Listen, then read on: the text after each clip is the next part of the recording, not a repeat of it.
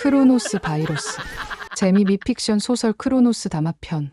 팬데믹이 공식적으로 선언된 직후 각국 정부는 그림자 정부의 지침에 따라 즉각적인 통제 체제를 구축했다. 신속 항원 검사가 국민들에게 의무화되었고 바이러스의 존재만 확인되면 증상이 없어도 곧바로 병원과 각자의 집에 강제 격리되는 것이 규칙으로 자리 잡았다. 이로 인해 병원은 환자들로 가득 찼고 의료 대란이 빠르게 확산되었다. 신속항원 검사만으로도 확진자를 충분히 걸러낼 수 있습니다. 그들이 증상이 있건 없건 바이러스가 검출되기만 하면 즉시 격리해야 합니다. 병원들은 이미 포화 상태입니다. 하지만 그게 오히려 우리에게 유리하죠. 격리로 인해 의료 시스템이 붕괴되면 국민들은 백신을 더욱 갈구하게 될 겁니다. 정부와 의료계 제약사는 한 목소리로 국민의 삶을 통제하고 있었다. 병원과 집에 격리된 환자들은 치료 없이 방치되었고 이는 치명적인 결과로 이어졌다. 의료 대란은 의도된 것이었다.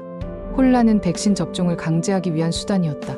국민들은 더 이상 선택의 여지가 없었고 백신만이 유일한 구원처럼 보이게 되었다. 한 제약사 대표는 이 상황을 더욱 부추기고 있었다. 백신 접종을 의무화하면 국민들이 곧 따를 겁니다. 병원에 갇혀 치료받지 못하는 상황에서 선택의 여지가 없으니까요. 정부는 시민들의 일거수일투족을 통제했다. 마스크 착용이 강제되었고 대중의 모든 활동은 감시와 규제를 받았다.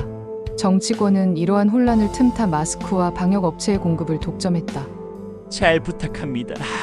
정부와 결탁한 마스크 제조업체들은 평소의 10배가 넘는 폭리를 취하며 마스크 판매로 막대한 이윤을 챙겼다. 방역 업체들과의 계약은 이미 완료되었습니다.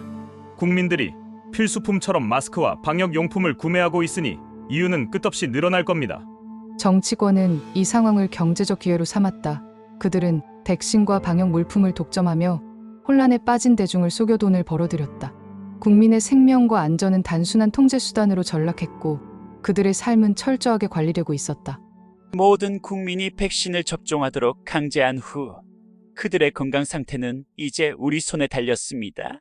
그들이 어떻게 살든 어떤 병에 걸리든 우리는 그들을 통제할 수 있습니다.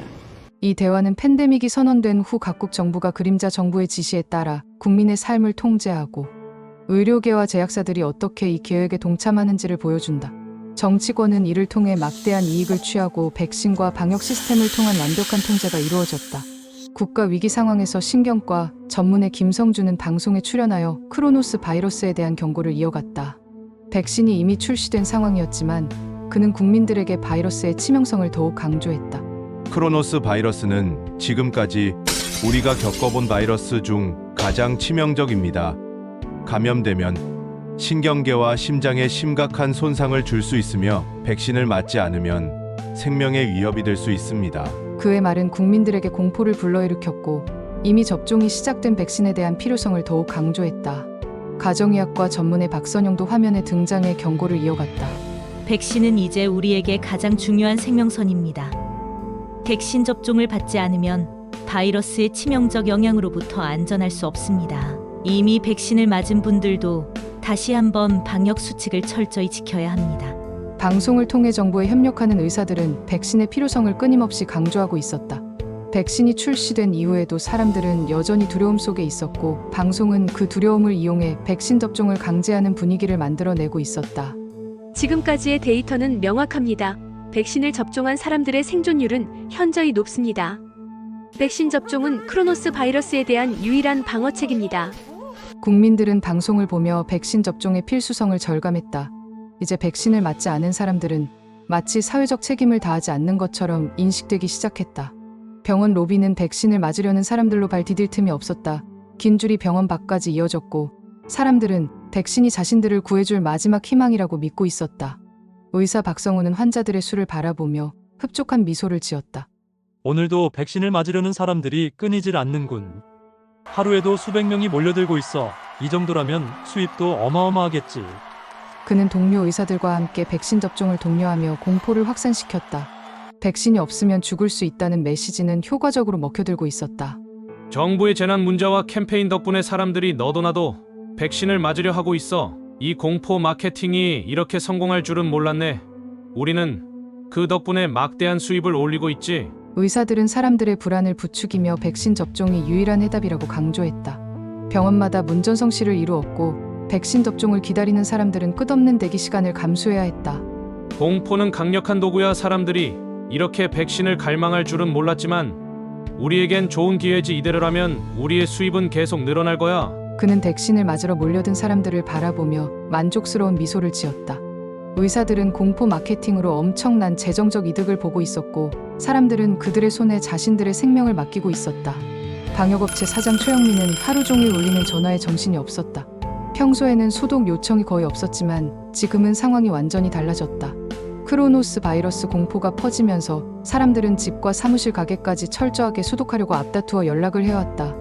이제는 소독 요청이 끊이질 않네. 사람들이 평소에는 신경도 안 쓰던 집, 회사 가게까지 전부 소독하겠다고 난리야. 그는 바쁘게 움직이며 직원들에게 다음 스케줄을 전달했다. 방역업체는 그야말로 문전성시를 이루고 있었고 일거리가 넘쳐났다. 맞아요. 사장님 심지어 정부에서까지 연락이 왔어요. 길거리 소독을 하겠다고 나섰더라고요. 오늘부터 우리가 도심지 곳곳을 소독해야 해요. 근데 길거리를 소독하는 게 의미가 있어요? 몰라. 우리는 그저 물 들어올 때 너나 열심히 젖자고. 정부까지 나서서 공공장소와 거리까지 소독을 진행하고 있었다. 그만큼 크로노스 바이러스에 대한 두려움은 사람들이 어디든 소독을 필수로 생각하게 만들고 있었다.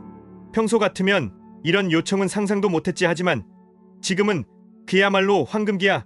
소독 작업만으로도 엄청난 수입을 올리고 있어. 그는 서류를 확인하며 미소를 지었다. 사람들은 더 이상 바이러스의 실질적 위험보다 공포와 불안에 반응하고 있었다. 덕분에 방역업체들은 상상할 수 없을 만큼의 수익을 올리고 있었다. 소설 크로노스 담화편 끝. 온 세상을 속인 자들의 최후? 요한계시록 12장 9절. 그리하여 거대한 용이 쫓겨났으니 마귀라고도 불리고 사탄이라고도 불리는 그 옛뱀 곧 온 세상을 속이는 자라.